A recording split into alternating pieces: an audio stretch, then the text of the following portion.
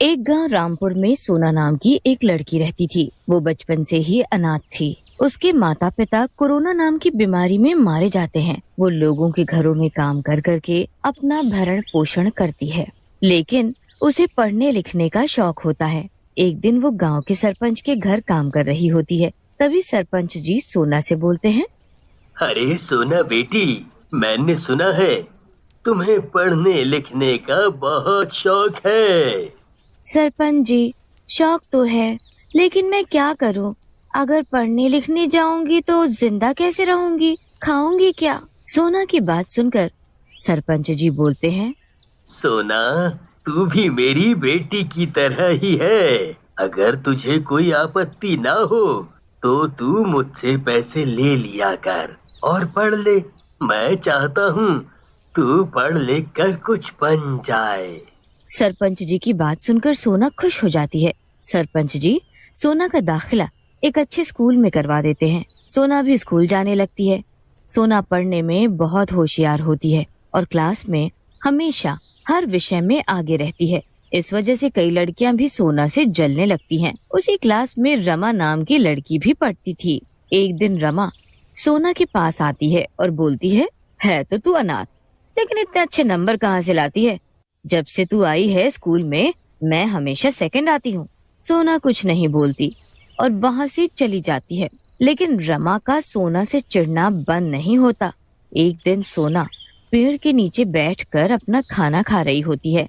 तभी वहाँ रमा अपने दोस्तों के साथ आती है और सोना को परेशान करने लगती है। दोस्तों, पता है ये जो हमारी क्लास की सोना मैडम है ना, अनाथ है। इनके माँ और बाप दोनों मर चुके हैं और ये हमारे घर में बर्तन मांजती है।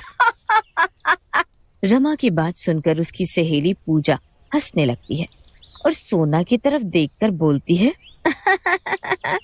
अच्छा तो ये बोलना ये सोना मैडम काम वाली बाई है। इनके कपड़े तो देखो ना, कितने गंदे और मैले हैं। लेकिन सोना कुछ नहीं बोलती और अपनी बेइज्जती सुनती रहती है। लेकिन इन सब बच्चों को नहीं पता होता कि उस पेड़ पर एक काली चुड़ैल रहती है जो उनकी बातें सुन रही है। चुड़ैल बोलती है, ये बच्चे कितने बदतमीज हैं। इस बेचारी लड़की को कितना परेशान कर रहे हैं। मुझे इन बच्चों को सबक सिखाना होगा। उसी रात जब रमा अपने कमरे में बैठी पढ़ रही होती है, तभी उसे अपनी खिड़की पर एक साया दिखता है। उस साये को देखकर रमा घबरा जाती है और जोर जोर से चिल्लाने लगती है, मम्मी बचाओ, देखो खिड़की पर कोई है, बचाओ मुझे। रमा की चीख सुनकर रमा के माता पिता वहाँ आ जाते हैं। रमा की माँ रमा के पास जाती है और बोलती है, क्या हुआ रमा, इतना क्यों घबरा गई? क्या देख लिया? माँ, मुझे खिड़की पर कोई चुड़ैल जैसा साया दिखा, वो मेरी ओर आ रहा था। लेकिन रमा इतना घबरा जाती है कि वो उस रात अपने माता पिता के साथ सोती है। अगली सुबह स्कूल में लंच के टाइम पर सोना उसी चुड़ैल वाले पेड़ के पीछे बैठी लंच कर रही होती है। तभी वहाँ रमा आती है और सोना को उल्टा सीधा बोलकर चली जाती है। ये देख चुड़ैल सोना के पास आती है। चुड़ैल, मुझे मत मारो। चिल्लाओ मत सोना बेटी, सिर्फ तुम मुझे देख सकती हो। अगर तुम ऐसे चिल्लाओगी तो लोग तुम्हें पागल समझेंगे। मैं तुम्हें नुकसान नहीं पहुंचाने आई हूँ। तुम मुझे नुकसान नहीं पहुंचाना चाहती तो यहाँ क्यों आई हो? मैं तो यहीं रहती हूँ। जिस पेड़ के नीचे तुम बैठी हो वही मेरा घर है। मैं तुम बच्चों की सारी बातें सुनती हूँ यहीं बैठे बैठे। मुझे बड़ा मजा आता है। तभी स्कूल की घंटी बजती है। सोना चुड़ैल से बोलती है, चुड़ैल जी, मेरा लंच टाइम ओवर हो गया है, मुझे अब जाना होगा, नहीं तो क्लास में डांट पड़ेगी। ऐसा कहकर सोना वहाँ से चली जाती है। उसकी बाद चुड़ैल और सोना रोज पेड़ के नीचे मिलने लगते हैं। धीरे धीरे सोना और चुड़ैल अच्छे दोस्त बन जाते हैं। एक दिन रमा सोना के पास आती है और बोलती है, मैं तुझे रोज इतना भला बुरा बोलती हूँ, तुझे गुस्सा नहीं आता? मुझे गुस्सा क्यों आएगा भला? वो भी तुम्हारी बातें सुनकर। मुझे तुम्हारी बातों पर कोई गुस्सा नहीं आता, मुझे बस पढ़ाई करनी है, मैं वही करने आई हूँ स्कूल में। अच्छा, तो फिर पढ़ाई करो, बड़ी आई प्रवचन देने। ऐसा कहकर रमा सोना को जोर से धक्का दे देती है। सोना दूर जा गिरती है और उसको चोट लग जाती है। ये सब चुड़ैल पेड़ पर बैठे बैठे देख रही होती है। स्कूल की छुट्टी के बाद सोना के सामने चुड़ैल आती है और बोलती है, मैंने पेड़ पर बैठे बैठे सब देखा, तुम्हें गुस्सा नहीं आता है इन लोगों पर? कितना परेशान करते हैं ये तुम्हें। मैं तुम्हारी जगह होती तो इन सब लड़कियों के बाल नोच डालती।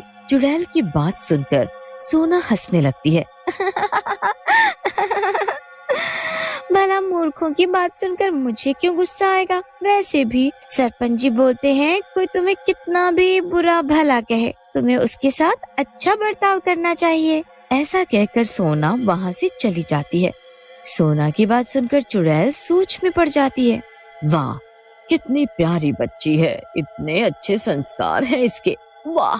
फिर एक दिन चुड़ैल सोना से बातें करते करते पूछती है, सोना बेटी, मैंने कभी तुम्हारे माता पिता को यहाँ नहीं देखा, वो कहाँ रहते हैं? क्या वो तुम्हारे साथ नहीं है? चुड़ैल की बात सुनकर सोना उदास हो जाती है और चुड़ैल से कहती है, मेरे माता पिता दोनों की मौत हो चुकी है कोरोना के कारण। गांव के सरपंच जी ही मेरा ख्याल रखते हैं। जिसे सुनकर चुड़ैल की आंखों में आंसू आ जाते हैं। सोना, तुम सच में बहुत बहादुर हो। अकेले रहने के बावजूद तुमने अपने आप को कितने अच्छे से संभाला है। ऐसा कहकर चुड़ैल वहाँ से चली जाती है। एक दिन सोना घर जा रही होती है, तभी वहाँ रमा अपने दोस्तों के साथ आ जाती है और सोना को घेर लेती है। काम वाली बाई, तुम्हें हम इतना छेड़ते हैं लेकिन तुम्हें कोई फर्क नहीं पड़ता। तू इस स्कूल से चली क्यों नहीं जाती? रमा की सहेली सुषमा बोलती है, ये क्यों जाएगी यहाँ से रमा? ऐसे यहाँ से भगाना पड़ेगा कि ये इस स्कूल से भाग जाए। ये ऐसे यहाँ से नहीं जाएगी, हमें इसे यहाँ से भगाना पड़ेगा। तभी रमा अपने बैग से एक कैंची निकालती है और सोना के बाल काट देती है। सोना रोने लगती है और उन्हें बोलती है, मेरे बाल मत काटो, मुझे जाने दो प्लीज। अगले दिन सोना वापस स्कूल जाती है। उसके कटे हुए बालों को देखकर चुड़ैल सोना से मिलती है और उसकी ऐसी हालत देखकर पूछती है, ये सब क्या है सोना? तुम्हारे बाल कहाँ गए?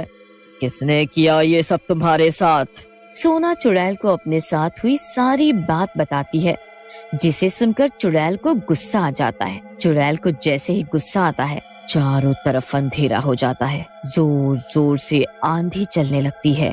तुम यहाँ से चली जाओ चुड़ैल जी, नहीं तो स्कूल वाले तुम्हें मार देंगे। सोना की बात सुनकर चुड़ैल सोना से बोलती है, इंसानों का बस का नहीं मुझसे निपटना, लेकिन तुझे परेशान करने वालों को मैं नहीं छोड़ूंगी। रमा और उसके दोस्त जोर जोर से चिल्लाने लगते हैं, बचाओ बचाओ बचाओ। उन सबको ऐसे देखकर स्कूल के टीचर सोना से बोलते हैं, सोना बेटी, तुम इस चुड़ैल से बोलो कि रमा और उसके दोस्तों को छोड़ दें, नहीं तो वो सब मारे जाएंगे। सोना चुड़ैल के पास जाती है और बोलती है, चुड़ैल जी, आप अपना गुस्सा शांत कर लो ना, नहीं तो रमा और उसके दोस्त मर जाएंगे। सोना की बात सुनकर चुड़ैल का गुस्सा शांत हो जाता है और वो रमा और उसके दोस्तों को छोड़ देती है। तुम लोगों ने इस बेचारी को इतना परेशान किया, लेकिन इसने फिर भी तुम्हारी जान बचाई। अगर तुम सब में थोड़ी सी भी शर्म है तो सोना से माफी मांगो। माफ कर दो सोना मुझे, मैं तुमसे जलने लगी थी। तुम बहुत अच्छी हो, तुम तो मेरी बहन जैसी हो। मेरी जैसी अनाथ का इस दुनिया में तुम दोस्तों के सिवा कोई नहीं है। अब रो मत। ऐसा कहकर सोना रमा को गले लगा लेती है और चुड़ैल भी वहाँ से गायब हो जाती है।